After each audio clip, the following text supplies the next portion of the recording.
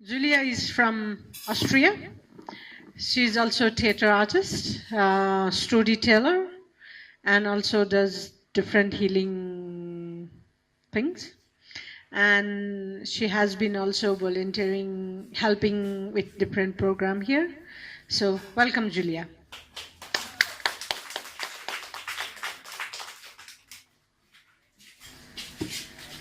Thank you, and hello everyone. I come from a week of doing a lot of therapy with individual and with collective women, with women who have been abused by their mothers-in-law, by their husbands, by other relatives, with girls who just came in the shelter where I volunteered, 10 of them who have been trafficked to India. I come from a week where in Austria the government cut all the funding for shelters, for safe houses, for organizations who support women.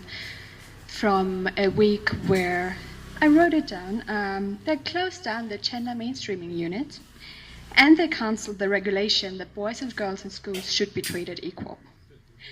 So I come from a day of anxiety and of despair and anger and frustration, and it was quite a challenge to get out of the house.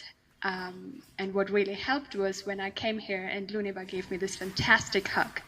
And for the first time in a long time, I felt like I was arriving in my body. And now that I've heard all this wonderful poetry and that I've felt connected in all these beautiful women showing up here, not only beautiful, but also very, very smart and talented, I feel like I'm finally gaining ground again. And so the first poem I'm going to read is for everyone who thinks that we still don't need feminism.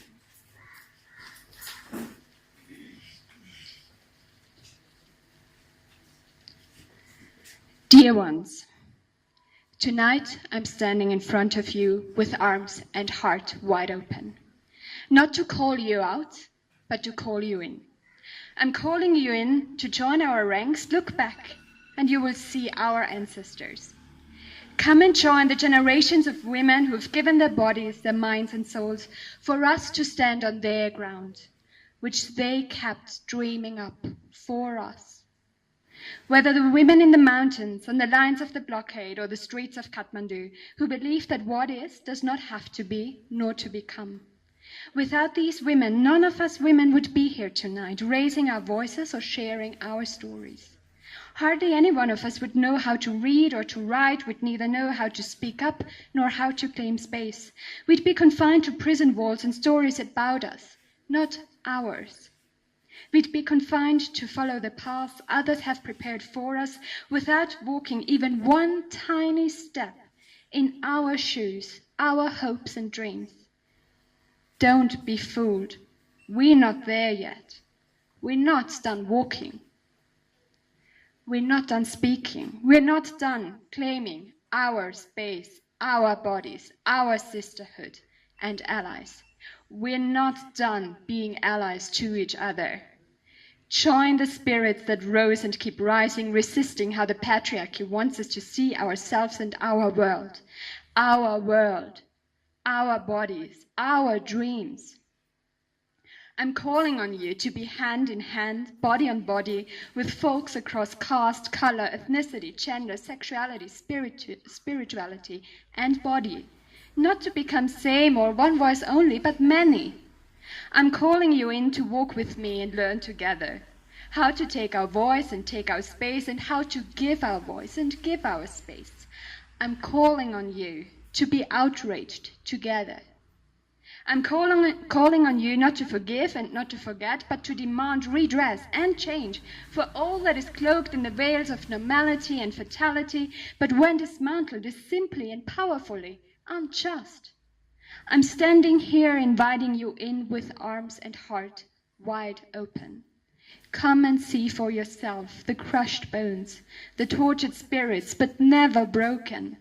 Come and see that we're still breathing, that we are not defeated and never will be. We've gotten our voices, not always heard and respected, and neither our bodies nor those of our children, but we are still here. We are still standing together with great risks, effort, courage, and pride. We put our bodies where they've never been before. We put them in the government, We put them in the schools, we put them on the buses, we put them on this stage, and even into the darkest of nights. We have no illusion that our fight has ended, or that we are safe in standing up.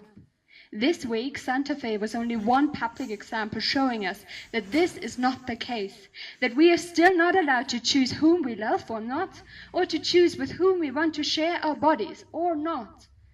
But our longing for peace, for love, for equity, they push and pull us through the cold, through the dark, through the lonely nights. Dawn is upon us, and so I'm calling you. Come and stand with us on the ridge of the mountain to see it approaching from the horizon. And while our bodies may crumble to dust and to ash, while our voices may disappear with the whisper of the wind, what we do today, what we achieve today, doesn't need to be struggled for tomorrow, though maybe reclaimed. Don't waste your dust and ashes. Be the ground for those yet to come. Come in, for your liberation is bound up with mine, and my liberation is bound up with yours. History doesn't finish with us, it goes beyond.